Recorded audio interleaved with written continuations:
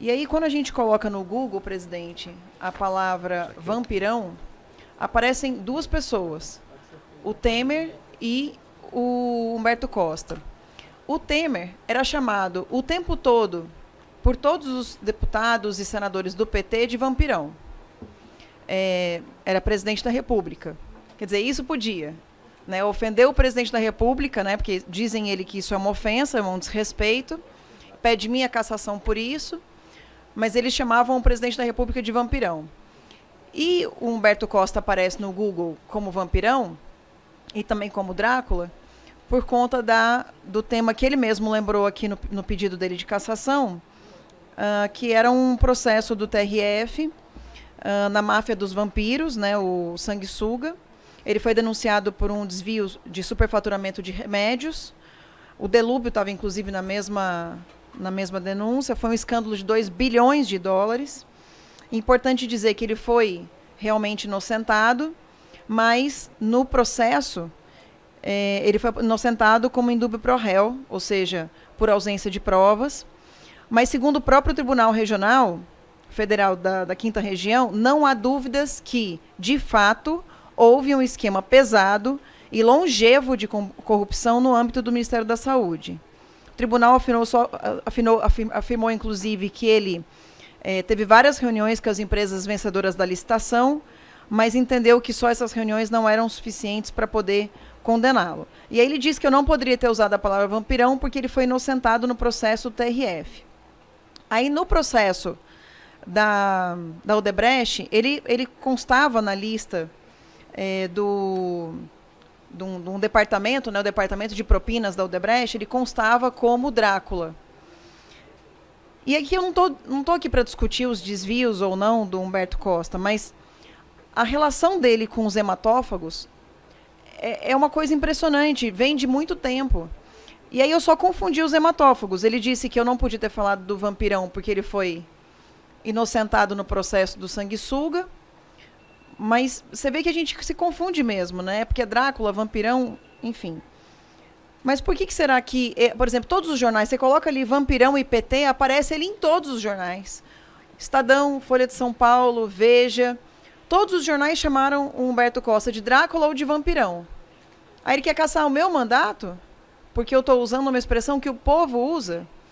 Eu acho que com esse processo, presidente, ele só fez a população inteira lembrar, agora com a discussão disso no Conselho de Ética, que certas vezes ele foi chamado de vampirão e certas vezes ele foi chamado de Drácula pela justiça. E que só não foi condenado por falta de provas, mas que a própria justiça diz que houve um desvio gigantesco de dinheiro, no valor de recursos, no valor de 2 bilhões de reais, durante o período em que ele tinha relação com o Ministério. Então eu só sinto muito, não me arrependo de tê-lo chamado de vampirão.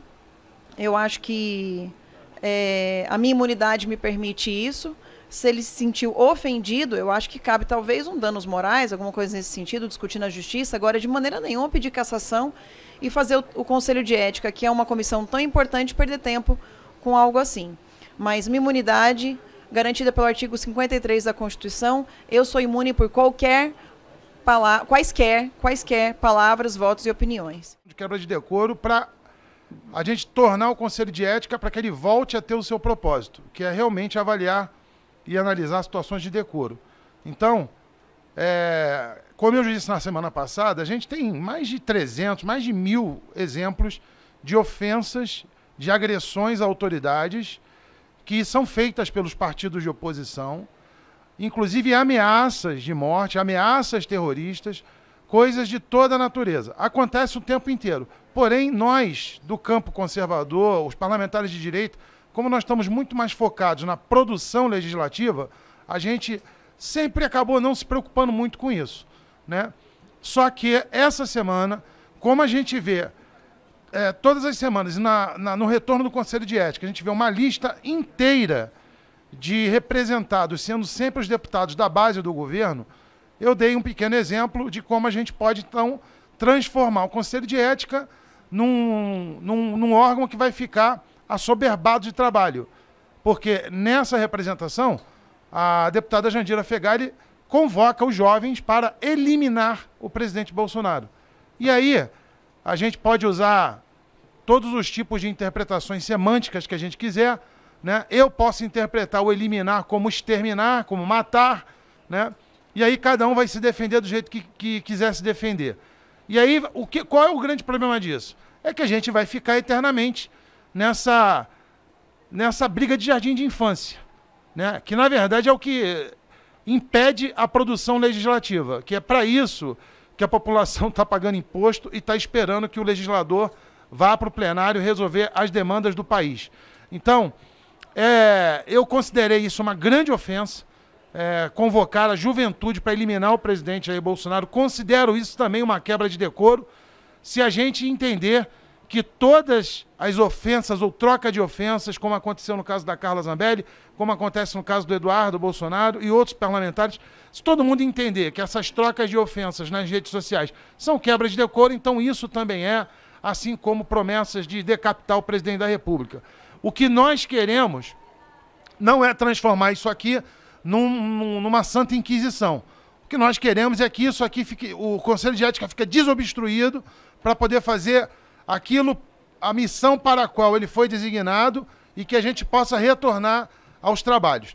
Portanto, eu vou dar prosseguimento aí à representação contra a deputada e, obviamente, imagino que os colegas parlamentares no campo conservador estão dispostos a gente entrar num acordo se todo mundo parar, né, com essa patifaria que é por qualquer coisinha e pela incoerência de muitos da esquerda que, quando acusam os outros de uma série de coisas, como a própria Carla citou, o ex-presidente Temer de vampirão, não gostam quando são chamados pelo mesmo apelido ou pelo mesmo codinome. Então, é isso que eu tinha para falar. O nosso posicionamento é um posicionamento em favor da pacificação, só que a paciência tem limite. Então, a partir de agora, se caminhar na direção da conciliação e de viver harmonicamente, nós vamos estar nisso. Se quiser continuar botando o pé na porta, nós vamos partir para dentro. E não falta material farto para a gente denunciar a oposição que vive ameaçando as autoridades constituídas nesse país. Muito obrigado. Que momento maravilhoso eu estar aqui diante de vários dos senhores e senhoras parlamentares federais e olhando mais para cima, vendo os cidadãos e cidadãs livres, com sua liberdade de expressão, fazendo um pedido para os deputados e deputadas para atenderem à sua reivindicação. E eu pergunto a cada um dos senhores e das senhoras que aí estão: já imaginaram se vocês não tivessem a liberdade de expressão? Como é que vocês agiriam? Como cada um de vocês que estão aqui e lá fora iam poder se expressar? Poderiam até pagar caro por estar se expressando, por si ou por sua categoria. Estão vendo, senhores e senhoras, como é importante a liberdade de expressão? Estar livre para se expor, para apresentar a sua vontade, o seu desejo de algo. É isso que nós lutamos aqui dentro. É isso que o presidente Bolsonaro batalha, pela liberdade de expressão. Eu não estou colocando aqui, não tem cores de bandeira, porque é muito fácil criticar sentado numa mesa ou num canto qualquer. Agora, estar livre para se expressar é só na hora que você precisa. E vocês todos que estão aqui e lá fora estão tendo esta oportunidade. Liberdade de expressão. Não é um tribunal que vai impedir e nem pode impedir, porque a Constituição reza isso, falando que todos nós temos a liberdade de expressão, e muito mais o parlamentar, que tem o seu dever de falar, de falar. Falar é falar. E é isso que eu defendo para o meu estado de Rondônia, ao meu povo de Rondônia e aos brasileiros. Não podemos nos calar. Há pouco tivemos um parlamentar preso por falar, por discursar. Eu não estou... Vossa Excelência poderia dar mais 30 segundos, se possível? Eu não estou tratando das palavras usadas. Eu estou tratando da liberdade de se expressar, como eu estou tendo aqui agora. E como os senhores e senhoras estão tendo em nome de uma categoria que muito faz por todos nós. Quantas vezes eu já fui nos hospitais e precisei de vocês. A todos, sucesso, que Deus abençoe. Presidente, que vá a Voz do Brasil a minha fala.